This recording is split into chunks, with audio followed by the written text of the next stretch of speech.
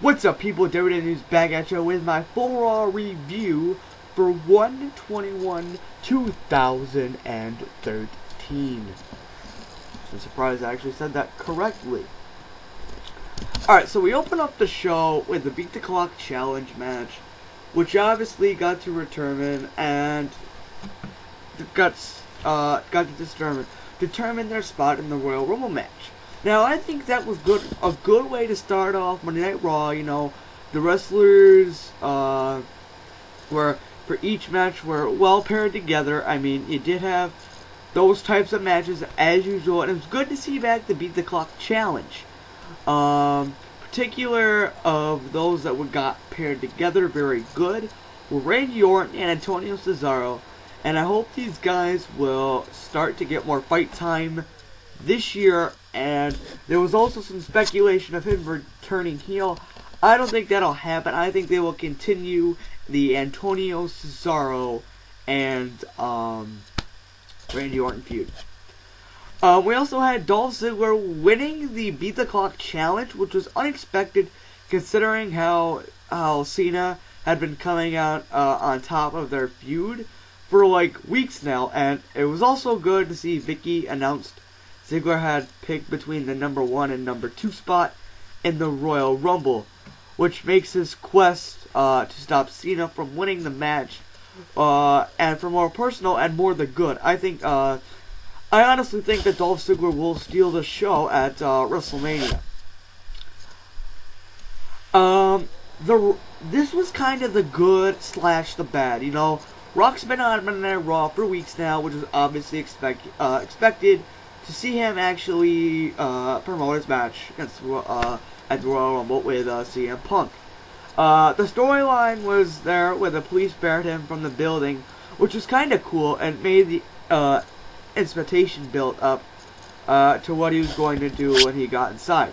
Furthermore, the Shield beating up The Rock allowed Punk to stand tall at the end of the show, which basically rode him to the momentum into Sunday, and it was obviously expected to what we were going to see at the Royal Rumble, which was exciting in a way. I'll get to that later in my Raw review. We also had the Raw Roulette, which was announced for next week. I'm always excited for those shows, and I will definitely DVR that one. Vince McMahon also added a stipulation to the Rock and Punk match, where the Shield interferes. Punk will be stripped of his title, which was obviously a good move by WWE and Vince McMahon. It's going to make the match this Sunday a whole lot better, as Punk is going to have a lot more to prove since he's the best in the world. Also, too, we had another Hall of Fame inductee ceremony, which was kind of awesome. The Hall of Fame class this year is shaping up very nicely. You had Bob Backlund, who was announced as he is entering along with Mick Foley. Now to go with the bad, and the just plain out weird, and didn't even have to go in the show. The bad, The Rock obviously, Refence was groaning, and why does WWE have to keep consistently trending these topics every aspect of their programming? I mean, I don't really get it, you know. I don't ever see this having this way, but I have to say though, the Raw this week was pretty well shaped, but was it really good?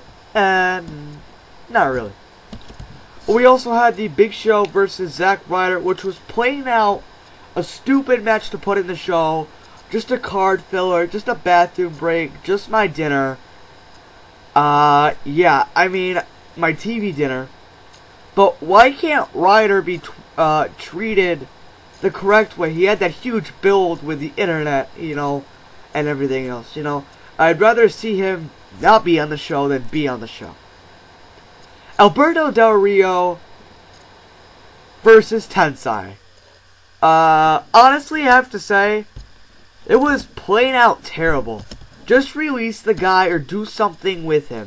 I understand you're building Alberto Del Rio as a face and as the World Heavyweight Champion. Hopefully they do not put it Alberto Del Rio versus Tensai feud. It was pretty much terrible. I mean, it was just like the Big Show and Ryder match. And Tensai obviously can't seem to get a break. Why did he even leave Japan? The arguing at the segment at the very end of the show was obviously cheesy and predictable. Every year, the brawl interrupts before wrestlers before the Rumble. As a preview of sorts, this year was no different. I have to say, though, the brawling every year gets better and better. Now to this, the strange, the bad, and why is it even in the show? You know, they had the anger management turned hugfest of Kane and Daniel Bryan, which was just weird. But then you had Kane versus Daniel Bryan hugging it out, which was obviously understandable after Dr. Shelby obviously came back. But one of the funny moments, and just the weird moments, but not really the funny, but you kind of gotta laugh at it, was Daniel Bryan and Kane were hugging crew members and fans. I mean, it was kind of funny, but not in the same way as if Kane and Daniel Bryan. The side chants from the crowd of Alberto Del Rio were interesting.